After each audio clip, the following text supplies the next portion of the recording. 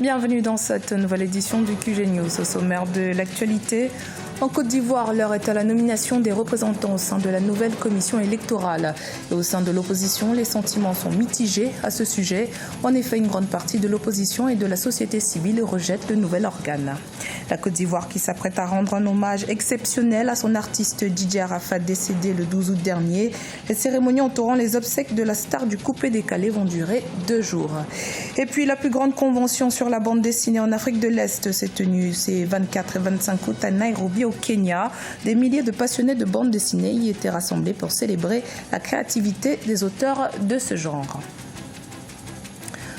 Mais tout d'abord, l'opposant camerounais Maurice Kamto sera jugé par un tribunal militaire. La cour d'appel de Yaoundé, la capitale camerounaise, a rejeté ce jeudi 29 août la requête de ses avocats qui souhaitaient que cette juridiction déclare le tribunal militaire incompétent dans le jugement d'une affaire concernant un civil.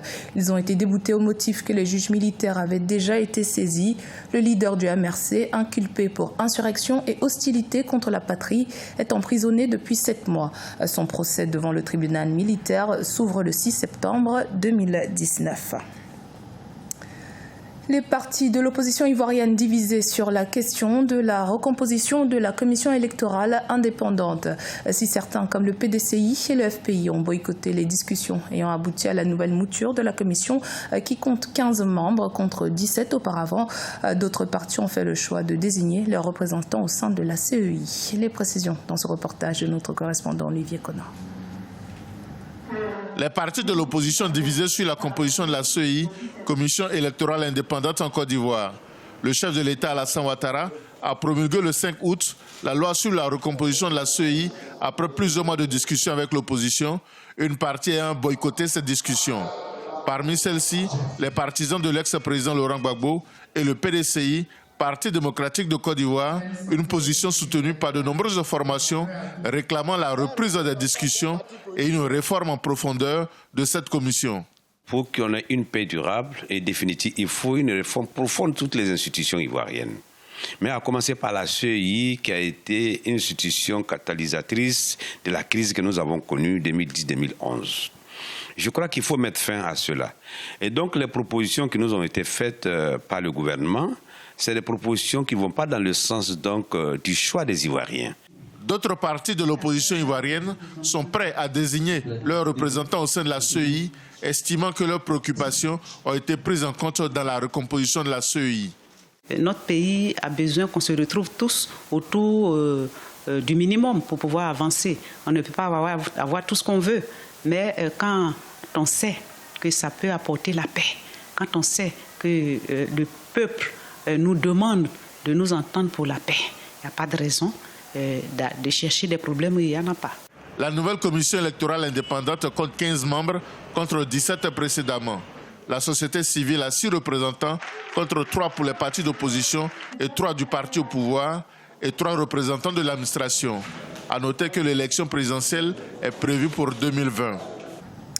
On reste en Côte d'Ivoire où les fans du chanteur ivoirien Didier Arafat, décédé le 12 août dans un accident de moto, s'apprêtent à lui rendre un hommage exceptionnel. Selon Kenzo Kouadio, le président du comité d'organisation des funérailles, plus de 100 000 personnes sont attendues à Abidjan pour prendre part aux funérailles musicales de la star du coupé-décalé qui débute ce vendredi. Comme promis, le président Alassane Ouattara a octroyé un fonds de 150 millions de francs CFA pour soutenir l'organisation des obsèques. Plusieurs artistes africains seront présents, tels que les Congolais Fally Ipupa et Koffi Olomide ou encore le Nigérian Davido. Notre correspondant Olivier Connor a recueilli quelques réactions de ses fans. On écoute. Arafat, c'est un grand fan, c'est l'icône du coupé-décalé. Donc, raison pour laquelle nous avons effectué le déplacement jusqu'ici. Jusque-là, pour lui souhaiter nos condoléances, pour lui rendre un grand hommage. Parce qu'il a fait danser la Côte d'Ivoire, il a fait vibrer la Côte d'Ivoire pendant 10 ans. Sa mort, tais-toi, t'as parlé. Sa mort nous a fait mal. Mais c'est rien, comme on le dit, une légende ne meurt pas. Bon, on est ici encore de Yoro nous a quittés. Yoro nous a quittés, en tout cas, la mort de Yoro nous a fait mal. Mais celui a le dernier mot. Où Dashika est, la Dieu à Dashika nous voit. Dashika nous voit. C'est Dashika. Qu'est-ce que c'est? Vous êtes Dernier hommage à mon fils. Ça fait mal, mais on fait comment? C'est un passage obligé. Donc vraiment que la terre lui soit légère. Nous sommes ici pour les obsèques du Daichi, le Daichi national. Parce que c'est notre idole et il porte le flambeau haut de la Côte d'Ivoire. Nous sommes ici pour lui témoigner notre amour et notre considération. Donc c'est la Chine populaire toujours.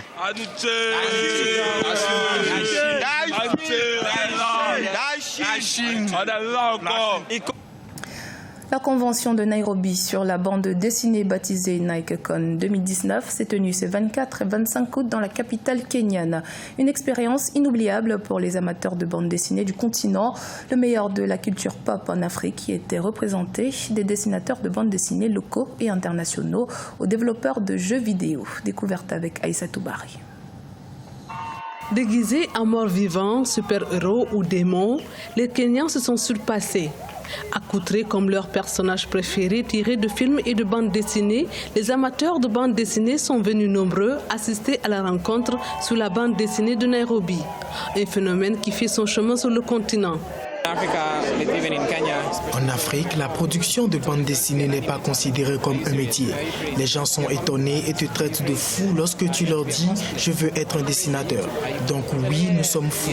Alors nous avons réuni tous ces fous dans un même lieu comme un asile. Le défi demeure. Je dirais maintenant que quelques noms de marques commencent à s'y intéresser. Inspirés par des compétitions internationales similaires, des dizaines de concurrents ont présenté leurs vêtements à des foules enthousiastes et ont impressionné un panel de juges qui ont apprécié le savoir-faire de leurs costumes élaborés à la main. Ça fait du bien de gagner, évidemment, et c'est génial d'être ici parmi toutes ces personnes qui apprécient le travail que j'ai consacré à mon costume. L'événement qui a duré 2 jours a attiré des milliers de passionnés de jeux vidéo, d'animation et de bande dessinée. Une occasion de montrer son savoir-faire et faire partie d'une communauté de personnages partageant les mêmes idées. Dans l'actualité également, le cap des 2000 morts à cause du virus Ebola a été franchi ce vendredi 30 août en République démocratique du Congo, ont annoncé les autorités sanitaires. L'épidémie en cours est la deuxième plus importante dans l'histoire de la maladie à virus Ebola, après celle qui a entraîné la mort de près de 11 000 personnes en Afrique de l'Ouest entre 2013 et 2014. Il n'existe ni traitement ni vaccin commercialisé, mais plusieurs pistes sont à l'essai. Selon les autorités sanitaires, 902 personnes ont également été déclarées guéries. Rencontre à présent avec l'un des pionniers de la didactique des mathématiques en Afrique. Le professeur Khalifa Traoré est le premier mathématicien entièrement formé au Burkina Faso. Il nous explique ce qu'est la didactique et comment elle peut participer au développement du potentiel des élèves burkinabés. Portrait de Jean-Paul Ouidraogo. Premier mathématicien entièrement formé à l'université de Ouagadougou dans les années 1990, professeur Khalifa Traoré est l'un des pionniers de la didactique des mathématiques en Afrique. Quand il y a par exemple une difficulté, il faut être mathématicien pour voir qu'il y a ici une erreur. Mais pour comprendre l'erreur, il faut être didacticien. La logique qui est derrière l'erreur, c'est la partie didactique qui va aider l'enseignant à comprendre cette difficulté et à comprendre donc l'enfant. En vue de susciter une plus grande affection des élèves pour les études scientifiques, mais aussi pour travailler à la relève, professeur Khalifa Traoré ouvre en 2010 le laboratoire interdisciplinaire des didactiques des disciplines. En 2017, il crée avec des collaborateurs la Société ouest-africaine des didactiques des disciplines, une organisation regroupant une dizaine de pays et dont il est le secrétaire général. Quand on voit des résultats de mathématiques, on ne dit pas combien de temps les gens ont fait pour trouver ça. Et j'aime donner toujours l'exemple, on met par un simple calcul, on obtient que celui qui a écrit ça, des fois il a fait 6 mois de calcul. Mais quand il résume, il dit par un simple calcul. Donc vous êtes apprenant, vous commencez à écrire, au bout de 5 minutes vous ne trouvez pas, vous pensez que vous ne pouvez pas vous en sortir. Donc je dis simplement il faut que les gens soient persévérants. En 2006, le professeur Khalifa Traoré a présenté une thèse de doctorat sur les mathématiques chez les Siamou, une ethnie du Burkina. C'est ce travail de recherche qui lui a valu la même année le prix de la meilleure thèse au Canada. C'était le journal de la rédaction. Merci de votre fidélité. Dans un instant, une nouvelle édition de l'actualité sur Africa 24.